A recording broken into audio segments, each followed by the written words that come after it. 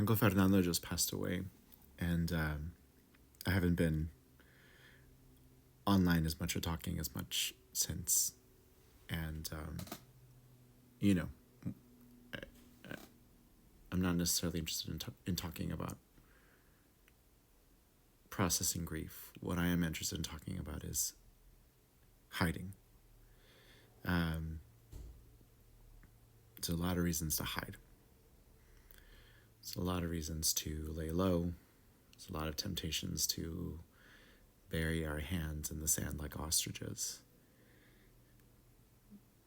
And the sort of come to Jesus moment we need to have is that we're not ostriches.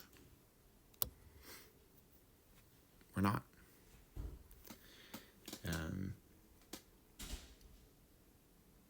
And it's funny because there's this thing that happens again in pop culture where pop culture tries to tell us something, and things randomly reappear.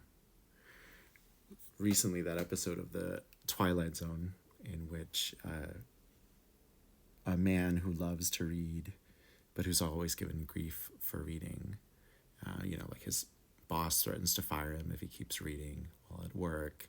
Customers are giving him grief for reading and talking about the books that he's reading with them instead of just, attending them.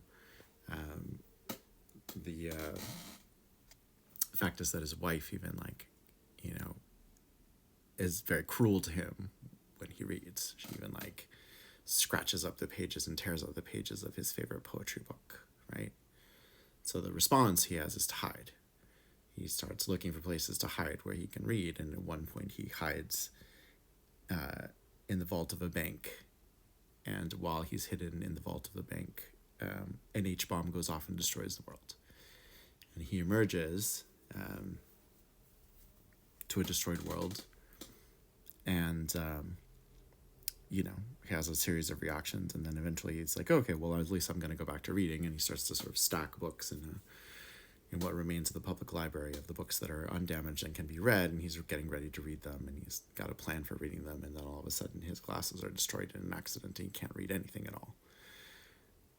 And again, there's lots of ways that you can look at this episode, and there's lots of lessons to be gleaned by pop culture, but I think that the one that really emerges for me at this moment is things are meant to serve their purpose, and that includes us, right? Books are meant to be read, and if more people had read books in the world of the Twilight Zone, then the world would not have been destroyed by the H-bomb. If more of the people who were coming into contact with Henry Bemis, the character in this story, were to engage in a discussion about David Copperfield, then they would be engaging in a discussion about standing up to powerful people and institutions that abuse weak people. And we would have seen, again, unionization, and we would have seen improvements in people's lives. So again, things are meant to work the way that they're meant to work. Things are meant to serve the purpose they're meant to serve, and people are meant to serve a greater purpose than simply hiding and being ostriches. And it's really, again, clear to me why this sort of this uptick and stuff around the Twilight Zone is happening right now, because every day in the Trump administration feels like the Twilight Zone, right? Every day some ridiculous thing is happening, including, national security secrets being divulged on signal chats with emojis by people who should not hold the position that they hold. And it feels like, the First Amendment is on the chopping block, and there are stock market crashes, and there's rising prices and rising unemployment, and veterans are getting fired, and there's tariffs, and there's a trade war, and there's the threat of recession, and everything is just like the Twilight Zone. But we're not meant to hide. We're not meant to hide from it. We're not meant to hide during this time. We're not meant to avoid this time. We're not meant to, find a place where we can divorce ourselves from everything else that's going on and wait for 4 years to pass. the temptation is there, and it's understandable. And things happen in our lives, like people we love suffer and die, and we need to take time to grieve and live our lives.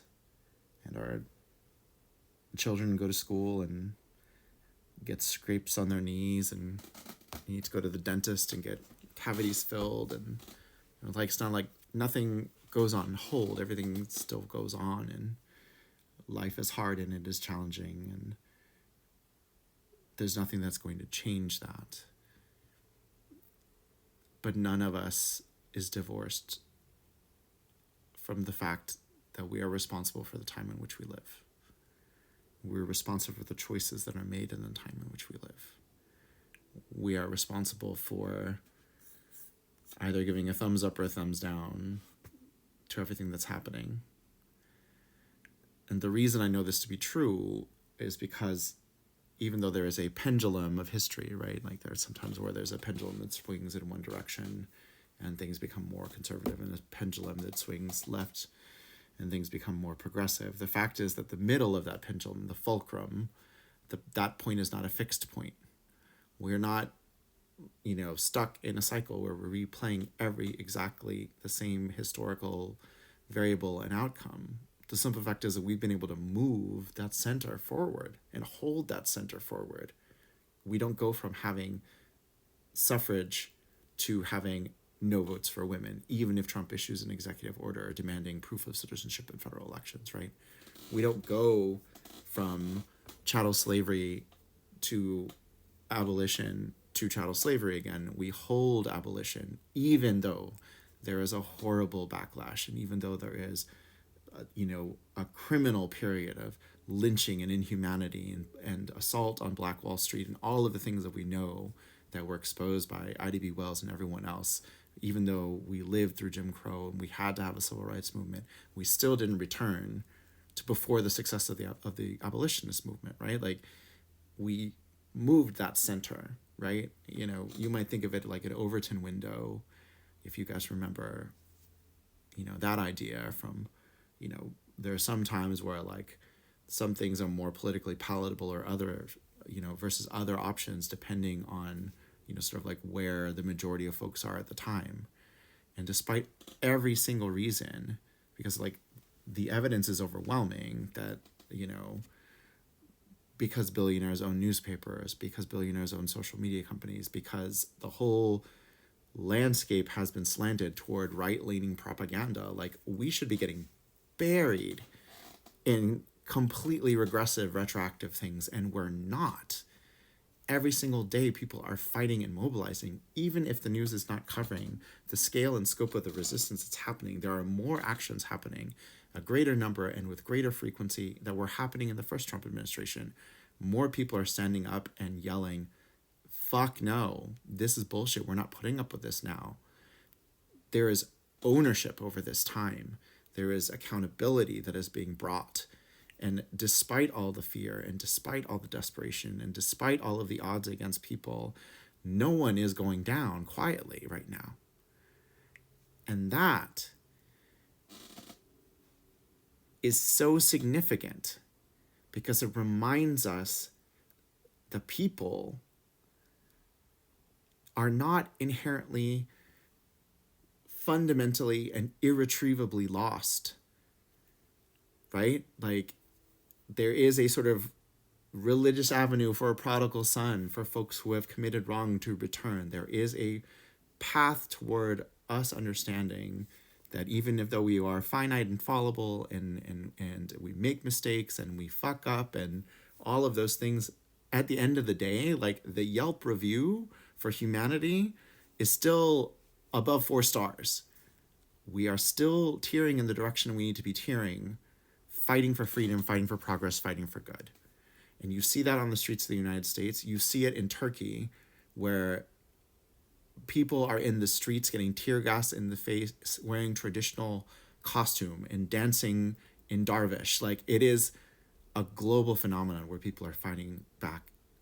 And at the end of the day, a ship in harbor is safe, but that is not what ships are built for.